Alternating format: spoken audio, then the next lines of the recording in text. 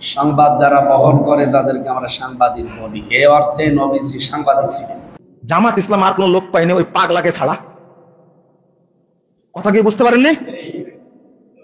আপনি ইসলামী দল, ইসলামকে গোটাই নষ্ট করে ফেলেছেন আপনি।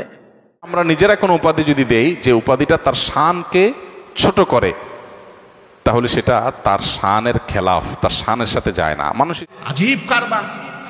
আল্লাহ রসুল কার বার্তা বাহক ছিলেন আর সাংবাদিকরা কার বার্তা বহন করে?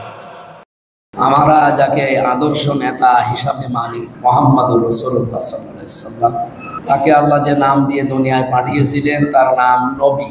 নবী শব্দের শাব্দিক অর্থ বলেন, জিজ্ঞাসা করলে আমরা সবাই অনেকে জানি। নবী মানে সংবাদ বাহক, সংবাদ যারা বহন করে তাদেরকে আমরা সাংবাদিক বলি। এই অর্থে নবীজি সাংবাদিক ছিলেন।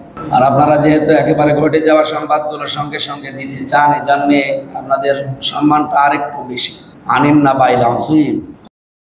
আর এক পাগলাকে দাঁড় করাই দিয়েছে, ওই যে পাগলা একটা কুষ্টিয়ার এক পাগলা বলছে নবী মুহাম্মদ সাল্লাল্লাহু আলাইহি সাল্লামের তারা বার্তাবাহক সাংবাদিক ছিলেন আর আপনারা সাংবাদিক, আপনাদের মর্যাদা একটু বেশি।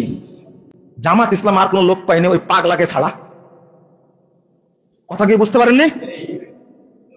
আপনি ইসলামী দল, ইসলামকে গোটাই নষ্ট করে ফেলেছেন আপনি। মাঝখানে আমাদের একটা মিটিং হয়েছিল তাদের সাথে, আমাদের অফিসে গেছিলেন। আমরা কিছু গঠনমূলক পরামর্শ দিয়েছিলাম এই পাগলাগুলোকে ছাড়ার জন্য। একবার বলে সালাতে আদায় করে মানুষ জান্নাতে যাবে, এর কথা আমি পাইনি, পড়াইনি। ও কিভাবে পাবে? আর বলছে আহলে হাদিসরা হলো আহলে খবিস, বলেছেন এটা এক একটা কথা বলছে। আর ওই পাগলাকে পেয়েছে জামাত ইসলাম, আর কাউকে পাইনি। ইসলামকে এরকম ভাবে গলা কাটা করে চিন্তা করে কোন ইসলাম প্রতিষ্ঠা করা যায় না। কথাটা ভালো করে মনে রাখতে হবে। এইগুলো আমরা নোংরা প্রচলিত এই বেলুনাপুরা রাজনীতির সাথে জড়িত না, কিন্তু ইসলাম সম্পর্কে কটূক্তি করলে এটা আমরা সহ্য করতে পারি না। এটা সহ্য হয় না। এটা বলবে কেন? এটা কেন? আর ভালো ভালো আলেম আছে না, তারা বলতে পারবেন না? নবী করিম সাল্লাল্লাহু আলাইহি সাল্লামকে সাংবাদিক এটা কোনোভাবে বলা যায় না। তিনি সংবাদ ওহির বাহক ছিলেন, ওহির বার্তা পৌঁছে দিয়েছেন আমাদের কাছে। তিনি রাসূলুন আমিন, তিনি নবী আল উম্মি। তাকে আল্লাহ তাআলা যে সমস্ত উপাধিতে ভূষিত করেছেন, আমরা সেই উপাধিগুলো তাকে দেব। এর বাইরে আমরা নিজেরা কোনো উপাধি যদি দেই যে উপাধিটা তার শানকে ছোট করে, তাহলে সেটা তার শানের খেলাফ, তার শানের সাথে যায় না। মানুষ হিসাবে এরকম স্লিপ অফ টাং বা মানুষ হিসাবে এরকম বলার ভুল যদি আমাদের হয়, সাথে সাথে আমাদের সেটা স্বীকার করে ইস্তিগফার করা দরকার। আমাদের কেউই আমরা ভুলের ঊর্ধ্বে না, আমাদের সবারই কম বেশি ভুল হয়। ভুল হলে সেটা কারেকশন করা উচিত এবং ভুলের রেশিও কমিয়ে আনার জন্য আমাদের খুবই দায়িত্বশীলতা এবং খুবই সচেতনতার সাথে দাওয়া পেশ করা উচিত। আল্লাহ আমাদেরকে তৌফিক দান করুন। যিনি বলেছেন মুহাম্মদ সাল্লাল্লাহু আলাইহি ওয়াসাল্লাম সাংবাদিক ছিলেন, এক অর্থে আজীব কারবার। আল্লাহ রসুল কার বার্তা বাহক ছিলেন আর সাংবাদিকরা কার বার্তা বহন করে? সাংবাদিকরা মানুষের কাছ থেকে মানুষের বার্তা বহন করে এবং এর মধ্যে অসংখ্য মিথ্যা বেশি থাকে। কথা ঠিক না ঠিক?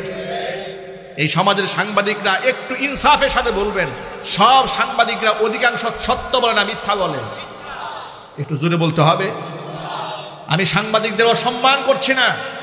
নিঃসন্দেহে সমাজের মধ্যে দায়িত্বশীল সাংবাদিক আছে, সত্যবাদী সাংবাদিক আছে, সংখ্যায় তারা কম। কিন্তু কোথাকার সাংবাদিকদের সাথে আপনি মুহাম্মদ সাল্লাল্লাহু আলাইহি ওয়াসাল্লামের তুলনা করলেন? মানুষের তো ডেট এক্সপায়ার, গাঁজা খাইলেও মনে হয় এমন কথা মুখ থেকে বের হওয়ার কথা নয়। এই সমস্ত বক্তারা কি স্টেজে ওঠার আগে গাঁজা খায় না তারি খায় নাকি মদ খায়? আমার বুঝে আসে কথা ঠিক না? জুড়ে বলেন। নবীর ব্যাপারে এমন কথা মুখ দিয়ে বের হয় কি করে? এরা কেন কথা বলে জানেন? এরা বেফাস কথা বলতে বলতে এত নির্লজ্জ হয়েছে, এত বেহায়া হয়েছে, এদের প্রকাশ্যে 100 জুতা পিটা করলে এদের লজ্জা হবে না।